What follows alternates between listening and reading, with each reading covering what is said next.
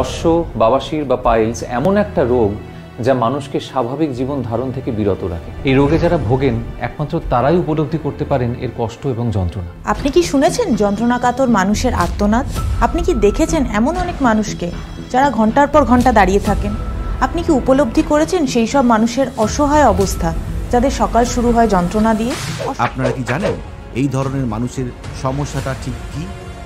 কেনই বা তারা ঘন্টার পর ঘন্টা না বসে দাঁড়িয়ে থাকেন? কেনই বা তারা টয়লেটে গিয়ে ব্যথায় চিৎকার করেন? আবার কেনই বা অনেক মানুষ মল ত্যাগ করতে ভয় পায়?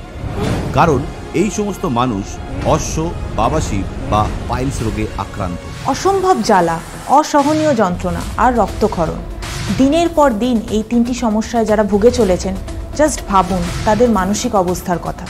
না পারেন ঠিকমতো খেতে, না পারেন ঠিকমতো বসতে, আর একবার টয়লেটে ঢুকলে তো কোনো কথাই নেই, শুরু হয়ে যায় জ্বালা, যন্ত্রণা আর রক্তক্ষরণ। আপনারা যারা এই অনুষ্ঠান দেখছেন তাদের যদি পাইলস, ফিশার বা ফিস্টুলা নিরাময় সংক্রান্ত কোনো প্রশ্ন থাকে তাহলে নিচে দেওয়া নম্বরে ফোন করতে পারে।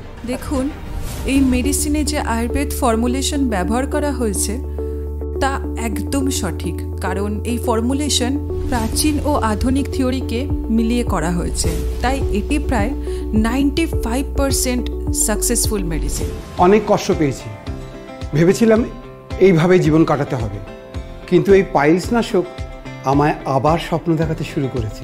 অনেক ডাক্তার, মুঠো মুঠো মেডিসিন, কয়েক হাজার টাকা সব চলে, কিন্তু সামান্য টাকার এই পাইলস নাশক আমায় সুস্থ করে দিয়েছে।